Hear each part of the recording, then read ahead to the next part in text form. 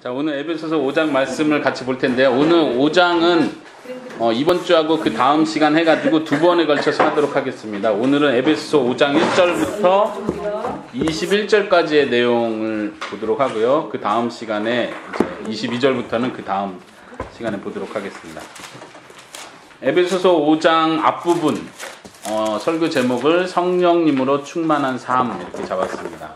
특별히 우리가 에베소서 5장에서는 우리가 많이 들은 구절이 하나 있습니다. 한번 18절 먼저 보실까요? 5장 18절에 보면은 쉬운 성경으로 술 취하지 마십시오. 여러분의 영적인 삶을 갉아먹을 것입니다. 성령으로 충만해지도록 힘쓰십시오. 에베소서에서 많이 우리가 외우고 묵상하는 구절이기도 한데요. 성령으로 충만해져라. 성령님으로 충만한 삶을 살아라. 이렇게 표현하고 있습니다. 그래서 오늘 설교 제목을 성령님으로 충만한 삶 이렇게 잡았습니다. 우리 오늘은 특별히 쉬운 성경으로 한 절씩 한 절씩 보면서 그 내용을 그대로 이해하고 우리가 그렇게 살아야겠다 결심할 수 있는 시간이 되기를 바라면서요. 5장 1절부터 한번 같이 보도록 하겠습니다. 우리 5장 1절을 먼저 같이 읽어볼까요? 시작. 여러분은 하나님이 사랑하는 자녀들입니다. 그러므로 하나님을 닮으려고 노력하십시오. 네, 4장에서부터 계속해서 이제 우리가 실질적으로 하나님을 믿는 사람으로서 어떻게 살아야 되는지를 계속 설명하고 있는데요. 5장 1절에서도 그렇게 얘기합니다. 여러분들은 하나님의 사랑받는 자녀입니다. 그러니까 하나님의 자녀답게 사십시오. 이렇게 얘기하는 거죠. 하나님은 우리의 아버지라고 했습니다. 우리는 하나님의 아들, 딸이 되는 겁니다. 똑똑해. 그러니까 우리는 하나님을 아버지로 모시고 하나님의 자녀이기 때문에 하나님을 당연히 닮아야 되는 거죠.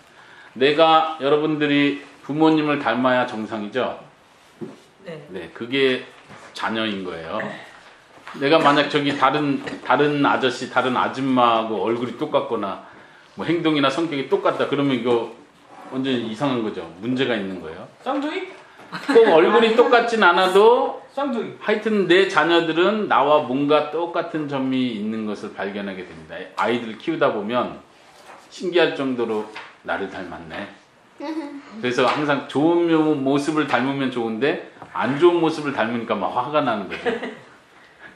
너 그러지 말라고 했잖아. 근데 이제 마음속에서는 내가 그러고 있는데 내가 먼저 고쳐야겠다 이런 마음이 들죠. 근데 우리가 하나님의 자녀이기 때문에 우리도 모르게 이제는 하나님을 닮아가는 거예요.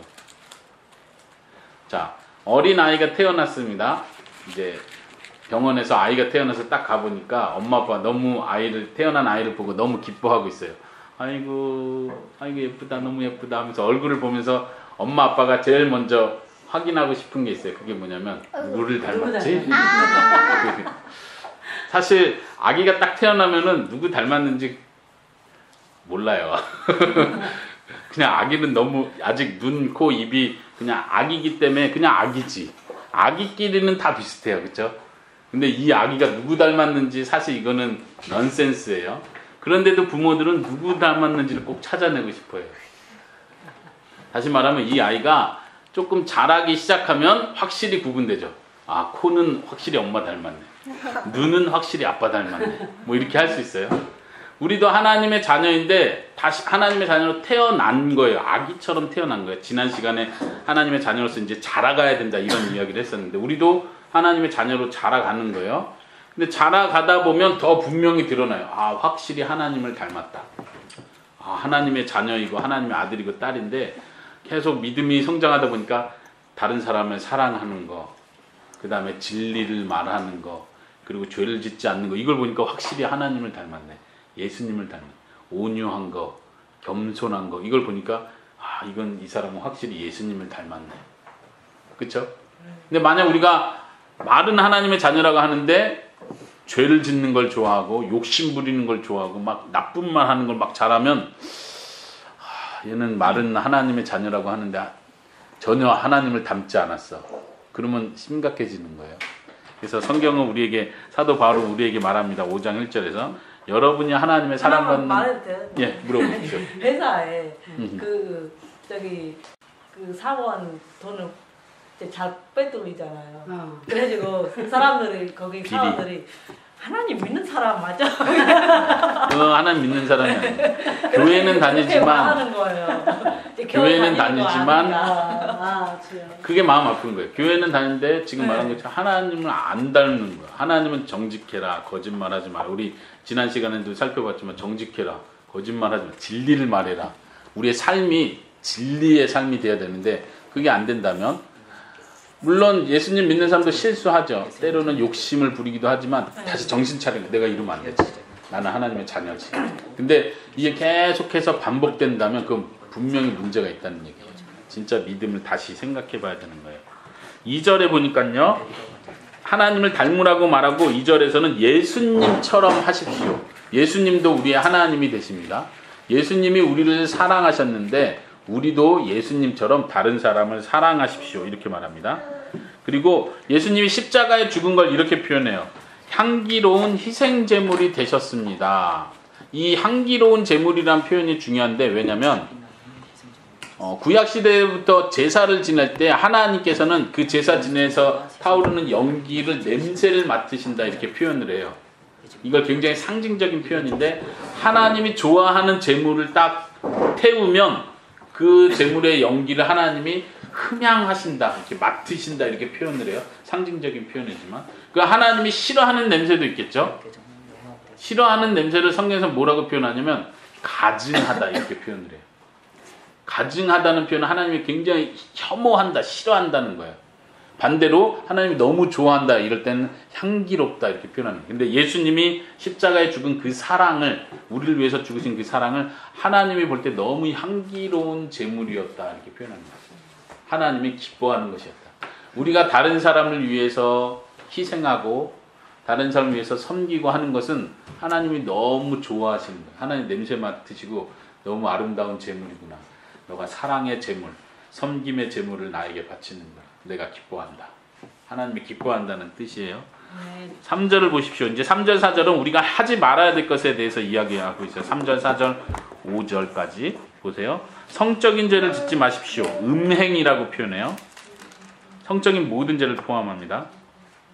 두 번째는 어떤 종류의 악이나 탐욕도 틈타지 못하게 하십시오 그랬는데, 여기서 어떤 종류의 악이라고 표현한 건 더러움을 가리켜요. 더러운 거. 그 다음에 세 번째는 탐욕, 욕심 부리는 것, 지나친 욕심, 물질의 욕심이든 어떤 정욕의 욕심이든 다 가리킵니다. 개역개정 성경에는 이런 걸 이름도 부르지 마십시오, 이렇게 표현을 해요.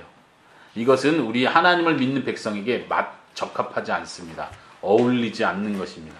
우린 더 이상 이렇게 살지 않아요. 지난번에 4장에서 우리는 옛사람을 벗어 버린 사람입니다. 이제 새로운 사람을 입으십시오, 이렇게 표현했죠. 더러운 말하는 것, 성적인 죄, 그런 거에 호기심을 갖고 지나친 욕심을 갖는 것은 옛사람, 옛날 우리의 모습이지 지금은 더 이상 그렇게 하면 안 됩니다. 4절도 보세요. 이번에는 말에 대해서 지적을 해요. 지난 시간에도 말에 대한 거 얘기했었죠. 더러운 말 하지 마세요. 저속한 농담, 음탕한 농담, 이런 거 말하는 거예요. 요즘은 뭐 성희롱 하지 마세요 이러지만 성경에서는 처음부터 음란한 성적인 이런 농담을 하지 마십시오 말하고 있어요. 그 다음에 늘 감사의 말을 하도록 하십시오. 하나님께 늘 감사하는 태도, 우리 예수를 믿는 사람이 가져야 할 태도입니다. 5절에도 비슷한 이야기가 나오는데요. 3절하고 5절하고는 그 목록이 똑같아요. 보세요. 첫 번째 음란한 거, 두 번째 더러운 거, 세 번째 욕심 부리는 거. 지금 3절에서도 똑같이 그 세 가지를 얘기했는데, 그런 것을 하는 사람은 하나님 나라에 들어갈 수 없습니다. 하나님의 나라의 기업을 받을 수 없습니다. 하나님 나라의 유산을 받을 수 없는 사람입니다. 하나님 나라에 들어가지 못한다는 거죠. 특별히 욕심 부리는 거에 대해서 5절에서는 그것은 우상을 섬기는 것과 같습니다, 이렇게 표현합니다.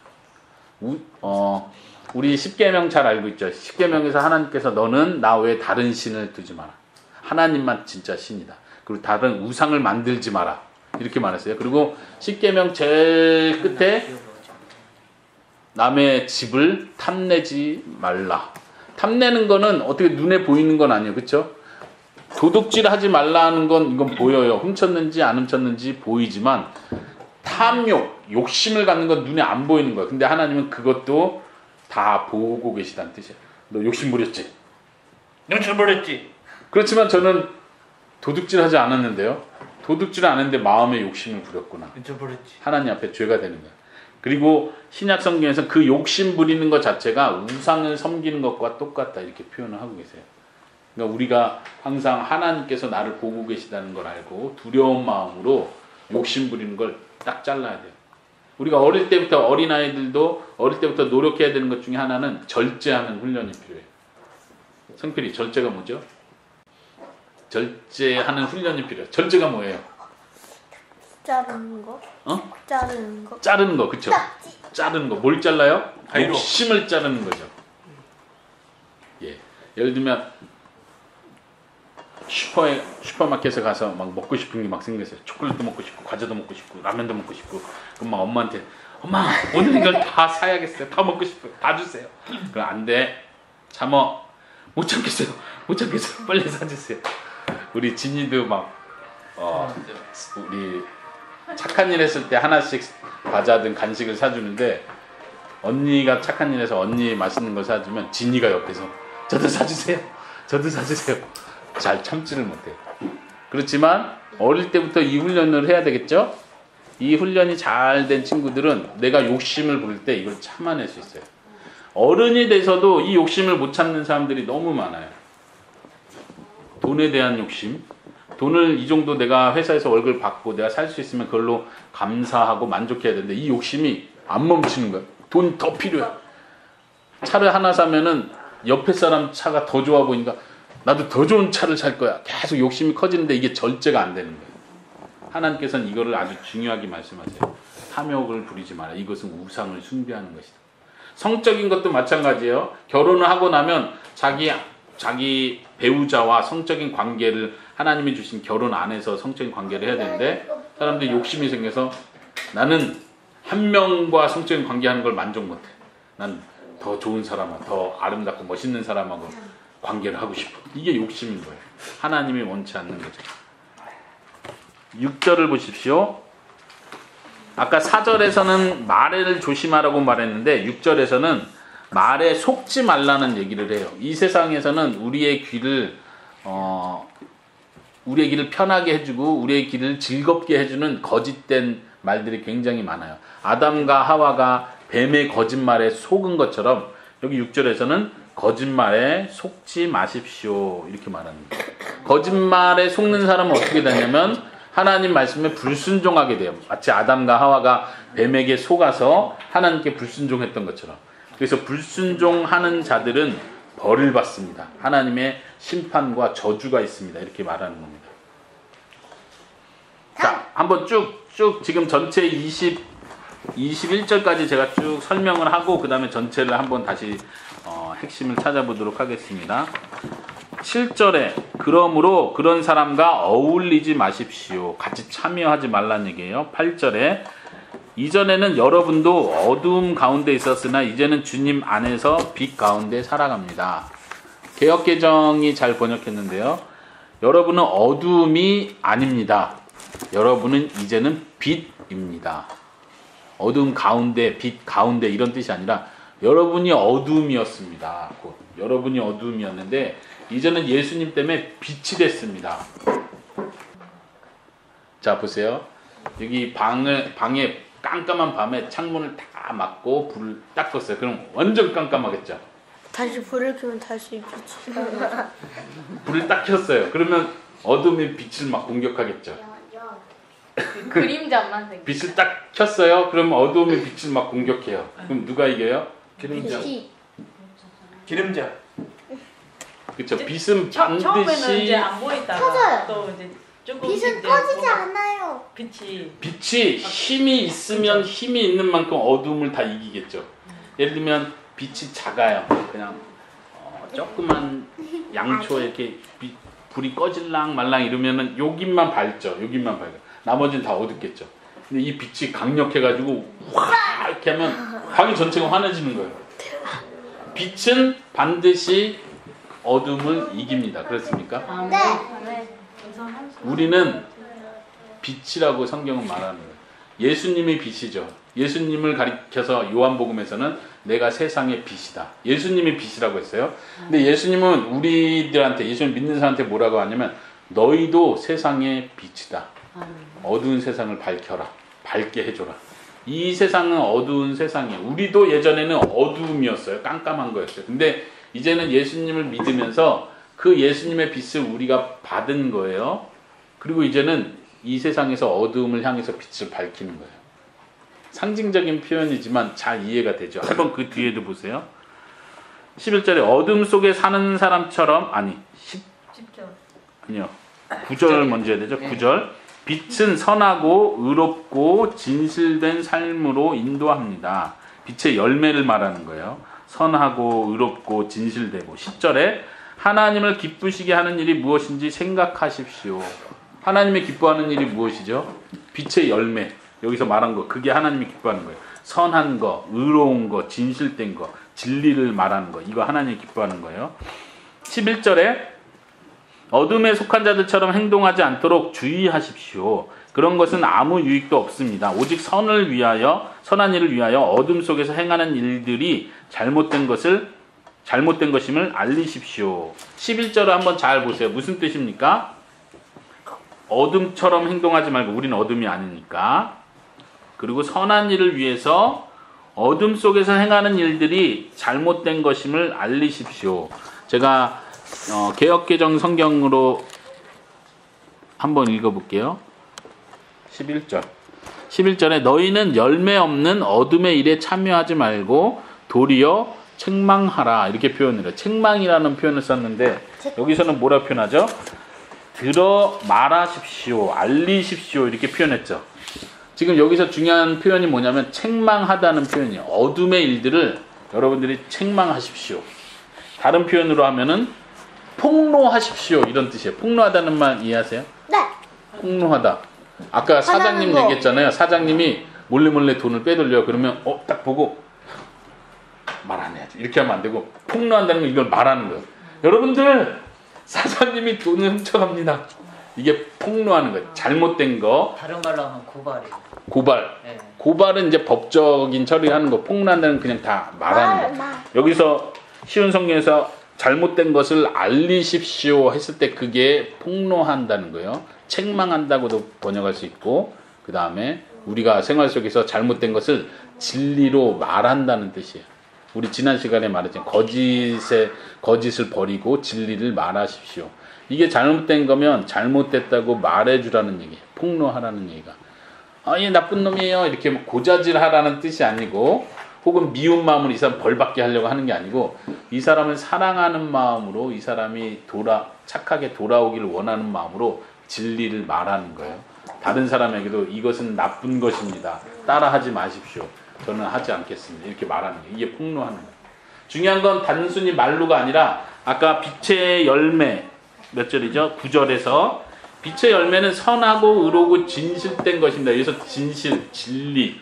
다시 말하면 우리의 삶이, 우리의 생활 자체가 진리 가운데 살아가는 거예요. 그게 빛으로 살아가는 거예요. 그러면 죄를 짓는 사람들이 자기들이 폭로가 되는 걸 느껴요. 나는 그냥 착하게 살았을 뿐인데 이 사람들이 나를 자꾸 싫어해. 왜냐면 자기네는 나쁜 일을 하는데 내가 계속 착한 일을 하면, 그쵸, 되게 싫어하죠. 괜히 나를 싫어해. 왜냐면 예를 들어서 다 술 먹는데 이 사람만 술을 안 먹어.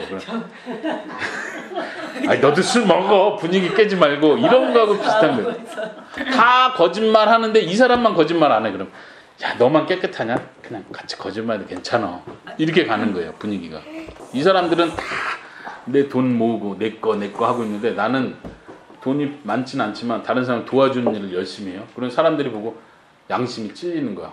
저 사람은 이렇게 돈이 없어도 착한 일을 하는데 양심이 찔리죠. 이게 폭로되는 거예요. 당신들이 어둠 속에 있는 건 내가 빛을 보여준다는 뜻이에요. 그럼 그 사람들이 생각하겠죠. 한번 그 뒤에 구절 해석 보세요. 12절. 그 사람들이, 악한 일을 하는 사람들, 12절, 몰래 저지르는 그런 일들은 입에 담기조차 부끄러운 것들입니다. 13절, 그러나 빛이 오면 모든 것이 환히 드러날 것입니다. 여기서 빛이 온다고 표현했는데 개역개정에는 빛으로 책망하는 모든 것은 드러날 것이다, 이렇게 표현합니다.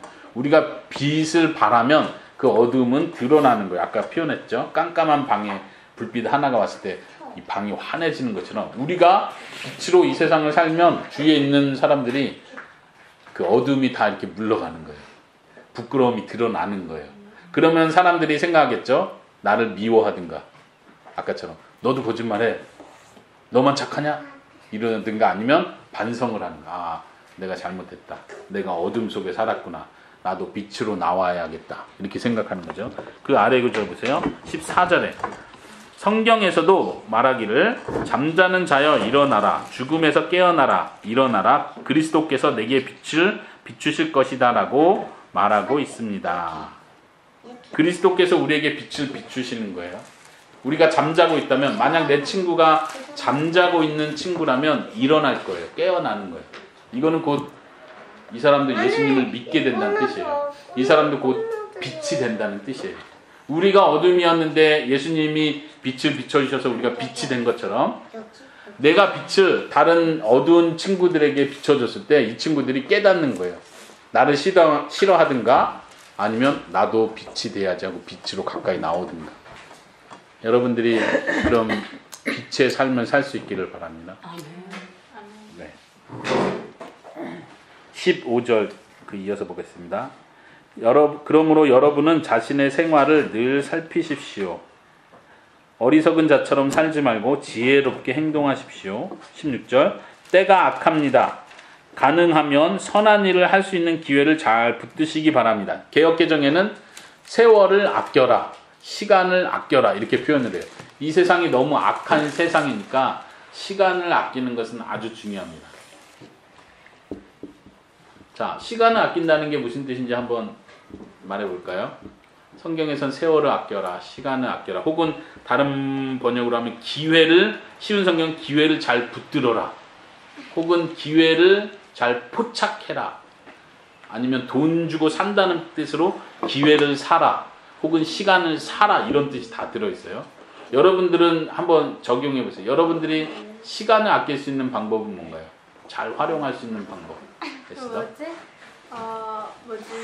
지금 할 수 있는 대로 여기서 말한 것처럼 할 수 있는 대로 도움을 다른 사람한테 줄 수 있는 도움을 주고, 그러니까 하나님 자녀같이 살지. 다른 사람들 보면 그런 사람들 있잖아요. 죽기 직전에 믿으면 되지 뭐 이런 사람들처럼 자꾸 미루지 말고 그 시간을 앞당겨서 바르게 살아가는 빨리 믿음으로 나와서 하나님이 기뻐하시는 선한 일들을 하는 것, 그것이 시간 아끼는 거다. 네, 좋은 표현인 것 같아요.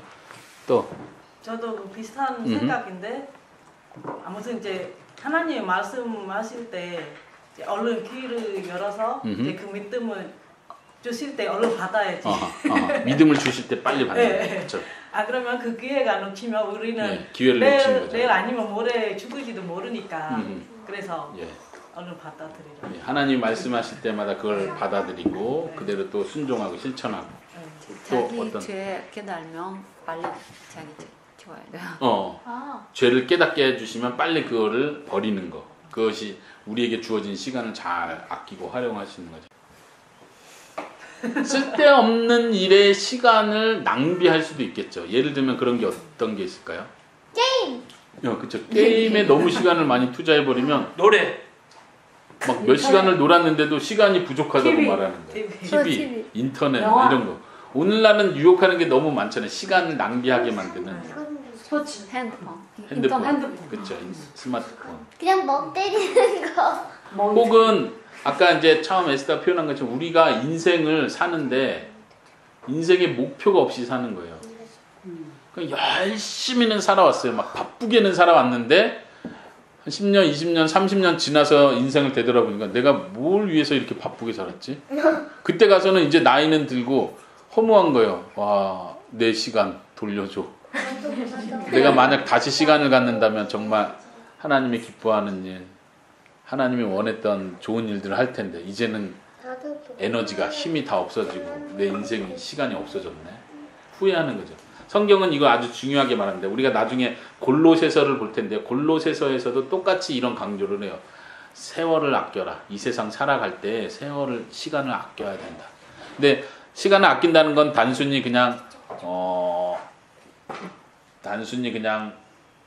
바쁘게 살지 않고 단순히 어떤 내 목표, 꿈을 성취한다 이런 뜻이라기보단 에스더가 처음 말한 것처럼 하나님의 뜻이 무엇인지를 분별하는 것. 그래서 여기서 그 말이 나옵니다. 17절을 다시 한번 보세요. 분별 없이 어리석은 자가 되지 마십시오. 생각이 없는 거, 지혜를 사용하지 않는 거, 그냥 내가 좋아해서 아까 처음에 말한 내 욕심대로, 성적인 욕심 혹은 물질에 대한 욕심, 돈에 대한 욕심대로 그냥 막 바쁘게 살아가다가 그게 지혜 없는 행동이 되는 거예요. 그러나 우린 지혜 있는 자가 돼야 돼요. 17절 뒤에서 말하는 것처럼 주님이 원하시는 것이 무엇인지를 배워야 합니다. 이해해야 된다, 깨달아야 된다는 뜻이에요. 주님이 원하는 게 뭘까? 그 주님이 원하는 거 하느냐고 내 시간을 다 사용해야 되는데, 나는 내가 원하는 거 하느냐고 시간을 딴 데 다 썼어요. 막 열심히 사느냐고 시간을 다 썼는데 되돌아보니까 주님이 원하는 일은 내가 한 것 같지가 않아요. 이거 아주 시간을 낭비했다는 거예요. 18절을 보십시오. 그래서 클라이막스, 오늘 설교의 제목과 연관되는데, 술 취하지 마십시오. 개역개정에는 이것은 방탕한 것입니다. 술 취한 것은 방탕한 것입니다. 반대로 술 취하지 말고 성령으로 가득 채워지십시오. 이렇게 표현해요. 성령님으로 가득 채워진다는 걸 좀 설명할 필요가 있겠죠. 술에 취하는 거하고 성령님하고 가득 채워지는 거하고 지금 비교를 해놨어요. 한번 생각해 보세요. 술 먹는 거는 어떤 거죠? 술에 가득 차 있을 때 이 사람은 어떤 상태가 되나요? 오병영 형제님? 정신을 잃어요. 여러분들은 잘 모르잖아요. 오병영 형제님? 술 취하면요. 예, 완전 취했다. 그러면 어떤 상태가 되죠? 그 사람의 지금은 상태는? 그렇게 안 먹는데 옛날에 그게 먹었을 때요. 예, 그게 미쳐버려. 저거래요. 그냥 미쳐버려. 그냥 쉽게 그렇죠. 말하면 바보가 되죠. 아니요. 술 많이 먹으면 그냥 예. 무지가 돼버려요. 쉽게 말하면 필름 가버리거든요. 그게 필름이 간다는 게 무슨 뜻이에요? 아이들이 이해할 수 있도록. 그 다음날 자기가 뭐 했는지 어. 몇 시부터 몇 시까지 뭐 했는지를 생각을 전혀 못하는 그쵸. 멍 때려요. 저 그쵸. 일어나가지고. 그러니까 사람이 제정신이 아닌 거죠, 말 네. 그대로. 뭔가에 이끌리긴 했는데 누가 날 이끌었는지, 내가 왜 그 행동을 했는지, 뭐 했는지 모르고 시간이 확 가버리는 거예요. 17절에서 말한 것처럼 분별이 없어지는 거예요. 그냥 아주 위험한 상태죠. 그게 내가 술 먹고 착한 일을 많이 하면 좋은데 술에 꽉 채해서 나쁜 일을 주로 해야 그게 문제죠. 사고를 치니까 문제예요. 막 난 술만 먹으면 막 착한 일을 막 하면 얼마나 좋아요. 근데 성령님으로 충만한 건 술 먹는 거 그런 면에서 정반대예요. 성령님으로 가득 채워진 거예요. 술은 술로 가득 채워진 거죠. 근데 이쪽은 성령님으로 가득 채워진 거예요. 그러고 나면 착한 일을 막 하는 거예요. 얼마나 좋아요. 시간을 쓸데없이 보내지 않고 시간을 하나님이 기뻐하는 일에 사용할 수 있는 힘이 생겨요. 이게 성령으로 충만하는 거예요. 예? 쓸데있는 거. 그렇죠. 좋은 일에 하나님이 기뻐하는 일, 분별이 생기는 거예요. 지혜가 생기는 거예요. 성령님이 우리 안에 가득했을 때는 우리에게 더 분별력을 주십니다. 성령님이 우리 안에 가득할 때는 우리에게 더 지혜를 주는 거예요. 하나님의 뜻이 무엇인지 알게 해주는 거예요. 성령님께서 이거 하면 안 되겠다. 이거 내가 시간 낭비하는 거다. 하나님, 성령님이 내 마음속에 말씀해 주시는 거예요. 그럼 나는 그 음성을 듣는 거예요. 그리고 내가 거기에 순종하는 거예요. 하나님은 나에게 그 순종할 수 있는 힘을 계속 주시는 거예요. 감사합니다. 옛날 같았으면 내가 이것도 못했을 텐데 하나님이 힘을 주니까 제가 이런 착한 일을 할 수 있습니다. 이게 성령 충만한 삶입니다. 시간을 낭비하지 않겠죠. 하나님의 뜻대로 살아가는 거예요. 그러니까 너무 감사합니다. 우리에게 필요한 건 무엇이다? 성령님으로 가득 채워지는 것이다. 어떤 사람들은 이제 성령 충만을 너무 신비적인 것으로, 신비주의적인 것으로 이해를 해서 막 기도하다가 어떤 체험을 하고 막 마음이 뜨거워지고 막 황홀해져가지고 막 이렇게 막 하고 뭐 방언하고 막 이런 거를 성령 충만으로 단순하게 생각하는데, 단순히 그렇게 해서 그것이 성령 충만이라고 생각하면 안 돼요. 그건 아주 위험한 생각이에요. 성령 충만하다는 건 성령님께서 나를 인격적으로 인도해 주시는 거예요. 나는 인격적으로 성령님의 말씀을 듣고 내가 결단해서 순종하는 거예요. 그 나의 의지를 성령님이 새롭게 해주시는 거, 나의 지성, 생각하는 거를 새롭게 해주시는 거, 나의 마음, 감정을 새롭게 해주시는 게 성령으로 충만해지는 거예요. 어떤 사람은 잘못 생각하는 건 성령님으로 내가 가득 채워지면 가득 채워지면서 내 생각, 내 마음, 내 의지가 싹 사라지고 성령님이 내 속에 쏙 들어와서 나를 조정한다고 생각을 해요. 이걸 먹어. 이거 아주 위험한 생각이에요. 다시 말하지만 성령님을 충만할 때 내 생각이 더 밝아지는 거예요. 내 감정이 더 흥분되는 거예요. 좋은 쪽으로. 아까 탐욕, 욕심 부리고 성적인 욕심으로 막 가는 건 성령 충만한 게 아니에요. 성령으로 충만해지면 내 감정이 하나님을 향한 사랑이 막 더 뜨거워지는 거예요. 내 생각이 머리가 이게 하나님이 기뻐하는 거다. 그렇지, 내가 이걸 분별해야지. 이건 악한 거야. 어리석은 거야. 분별하는 게 더 새로워지는 거예요. 내 의지가 일어나는 거예요. 힘이 생기는 거예요. 게을러지지 않고 주님을 위해서 열심으로 행동할 수 있게 만드는 거예요. 이게 성령님으로 충만한 거예요. 우리 어린이들도 이걸 기도해야 돼요. 하나님, 아멘.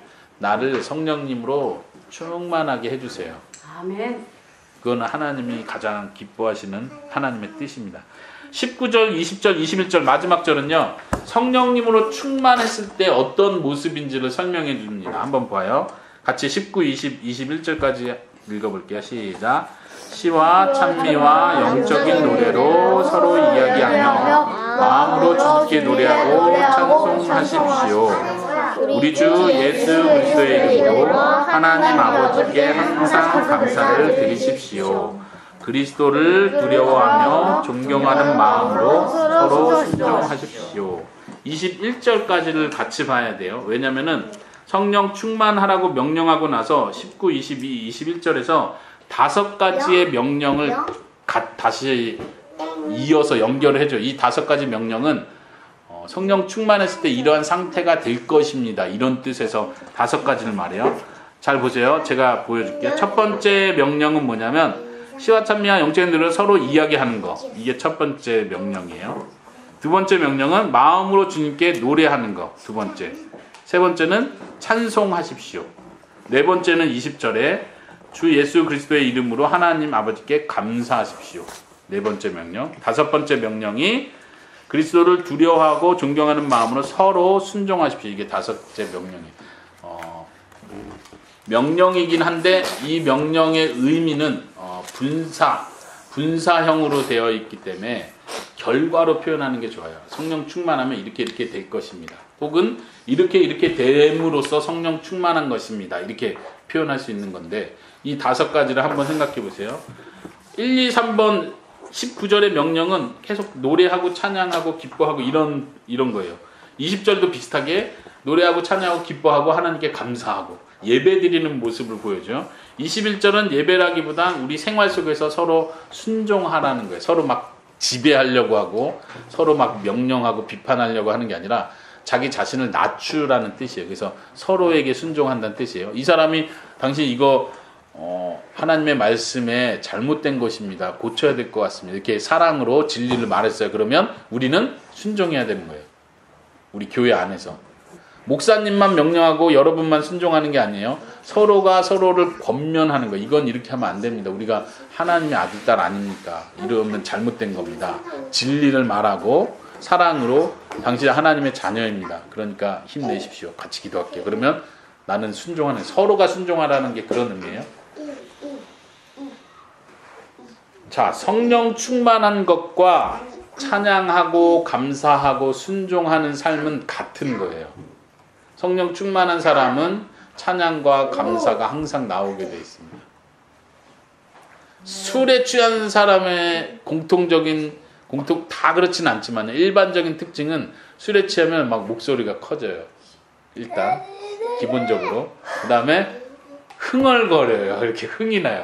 기분 좋다 하고. 힘이 없어요. 노래도 못 부르는 사람이 막 노래를 부르는 거지, 길거리에서. 힘이 잘 없어요. 안 쓰는 사람 손 막 쓰고. 그건 좋은 거죠. 좋은 쪽에 쓰면 되는 거죠. 계산. 힘이 없어요. 자기가 한다고. 지금 사도 바울이 술 취한 사람하고 성령에 취한 사람하고 이렇게 해서 비교하는 거예요. 그러니까 술 취한 거의 특징은 흥이 생기는 거예요. 기분이 좋아진다고 표현하죠. 그래서 사람들이 슬프고 힘들고 외로울 때 그걸 잊어버리려고 술을 먹고 그냥 아무 생각 없이 기뻐하는 거죠. 이건 위험한 거예요. 근데 성령님으로 충만할 때는 아무 생각 없이 기쁜 게 아니라 예수님이 날 사랑하셨다. 날 위해 십자가에 죽으셨다. 나를 하나님 자녀 삼아 이것 때문에 막 기뻐서 찬양하고 노래하고 하나님을 말하고 감사에 표현하고 이렇게 하는 거예요. 아주 생각이 분명해진다고 했잖아요. 지금 사도 바울은 술 먹었을 때의 모습과 성령님으로 충만했을 때의 모습을 비교하는 거예요.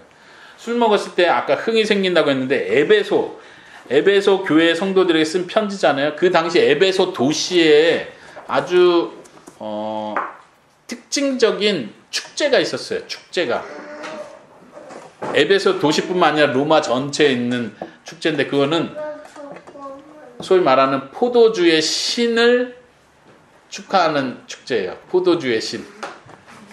포도주의 신이라고도 불리고 혹은 다산의 번영의 신이라고도 불리는데 그 신의 이름이 디오니소스. 에스더 들어봤어요? 네. 예, 알죠. 넷짜리 공부할 때. 예, 뭐 그리스 신화나 로마 신화에 등장하는 건데 로마에서는 그런 축제가 굉장히 중요한 축제예요. 근데 그 축제의 특징이 술에 취했으니까 여기서 성적인 관계를 막 갖는 거예요. 그러니까 사도 바울이 그런 거 하지 마십시오. 음행하지 말고 성적으로 더러운 거 하지 말고 이렇게 말한 이유가 지금 계속 그런 축제들과 연관해서 생각하는 것 같아요. 그리고 또 그 축제의 특징 중에 하나는 이 술에 취하면 그 취한 상태에서 신의 계시를 받는다고 생각을 한 거예요. 취한 상태에서 몽롱하면서 황홀하면서 뭔가 신이 말하고 그걸 우리가 듣는다고 생각합니다. 아주 잘못된 거죠. 종교적인 거예요. 그러니까 사도 바울은 그게 아닙니다. 성령님으로 충만해지시고 성령님의 음성을 듣고 성령님의 말씀에 순종하는 것입니다. 이게 우리가 살아야 될 것. 이 술에 취했던 모습은 우리의 옛날 모습입니다. 그거 버리십시오. 이제 우린 새로운 사람이 되었습니다. 이걸 말하는 거죠. 이렇게 에베소서 전체를 한번 쭉 이야기했는데 여러분들 이해가 쭉 되십니까? 중요한 거는 이 에베소서에서 성령님으로 충만한 삶을 사십시오 할 때 강조하는 것은 한 사람 개인적으로 그렇게 충만해지라는 얘기가 아니라 교회 전체가 그렇게 충만해져야 된다는 얘기를 하는 거예요. 왜냐하면 교회는 그리스도의 몸이고 그리스도는 만물을 모든 것을 충만하게 하시는 분이고 교회는 그 충만하게 하시는 분의 충만이라고 표현했어요. 기억나시죠? 그리고 교회는 하나님의 성전이라서 성전에는 하나님의 성령이 가득 차는 거예요. 하나님의 임재, 하나님이 여기 오신 거예요. 그래서 성전은 항상 하나님의 영광으로 가득 찼었어요. 우리가 성전이라고 얘기할 땐 그 얘기를 하는 거예요. 우리가 성전이니까 하나님이 여기 가득 채워지셔야 됩니다. 우리가 다 같이 성전이고 우리가 다 같이 성령님의 뜻을 따르는 사람, 죄를 버리고 거룩한 삶을 살아가야 됩니다. 이 얘기를 하는 거예요. 그냥 나만 착하게 살고 우리 교회 성도가 잘못을 하고 있으면 말해주라는 거예요. 우리가 그렇게 살아서는 안 됩니다. 우리는 하나님의 성전입니다. 정신 차립시다. 같이 거룩해지고 같이 깨끗해져 가는 거예요. 그것이 교회의 사명입니다. 이것은 하나님의 뜻이고 하나님께서 교회를 구원하신 목적이에요. 우리를 구원하심으로써 우리가 깨끗하고 흠이 없고 완벽한 사람이 되게 하시는 거예요. 그래서 목사님들을 보내주셔서 진리를 말하게 하고 진리를 가르치게 하고 서로가 진리를 말하게 하고 서로가 그 진리에 순종하게 함으로써 우리가 계속 깨끗해져 가는 거예요. 말씀으로 우리는 깨끗해져 갑니다. 진리의 말씀으로. 우리가 서로 진리를 말해야 됩니다. 우리의 정체성이 누군지, 우린 진짜 하나님의 자녀야 라고 말해줘야 돼요. 죄를 짓는 거 하나님이 기뻐하는 게 아니야. 솔직하게 정직하게 말해. 죄를 드러내줄 수 있어야 돼요. 교회 안에 죄가 고이고 숨기면 나중에 마치 상처가 골마서 터지는 것처럼. 성필이 다쳐본 적 있죠? 네. 크게 상처 딱 찢어본 적 있어요? 네. 딱 찢었을 때 자꾸 손가락을 만지고 세균이 손톱을 통해서 들어가면 여기가 굼죠. 굼는다는 말 알아? 고름이 생기는 거야 속에서. 딱지 속에. 그래서 노란 고름이 생겨서 찍탁하면 고름이 이렇게 터지는 거지. 나 뭔가 집 같은 거. 죄도 마치 그런 거예요. 그 고름을 가만 놔두면 고름이 계속 번지죠. 속에서 더 커져서 속 살을 다 썩게 만들어요. 그럴 땐 어떻게 돼요? 딱지를 떼고 고름을 다 씻어내고 수술을 하더라도 이걸 도려내더라도 그러네요. 교회가 만약 잘못되고 진리에 행하지 못하는 게 있으면 이건 지적해서 도려내야 됩니다. 그렇지 않으면 이 몸 전체가 썩어요. 위험해지는 거예요. 우리 교회는 진리의 말씀으로 깨끗하고 정직하게 살아야 됩니다. 그것이 성령 충만한 모습이에요. 우리가 그 기도를 할 수 있기 바랍니다. 하나님, 우리를 성령으로 충만하게 해주셔서 우리 속에 있는 어두운 것들이 다 물러가게 해주세요. 우리에게 빛을 비춰주세요. 아까 11절에서 그랬죠? 11절에서 그리스도께서 빛을 비추신다. 14절이네요. 잠자는 자여 일어나라. 죽음에서 깨어나라. 그리스도께서 빛을 비추신다. 하나님께서 우리에게 빛을 비춰주시면 우리 속에 있는 모든 어둠들이 물러날 거예요. 우린 그걸 위해 기도해야 돼요. 성령님, 내 속에 가득 와주세요.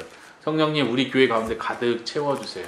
그래서 더러운 죄와 하나님이 싫어하시는 모습들이 다 물러가게 해주세요. 이렇게 계속 기도하시기 바랍니다. 그리고 행동하시기 바랍니다.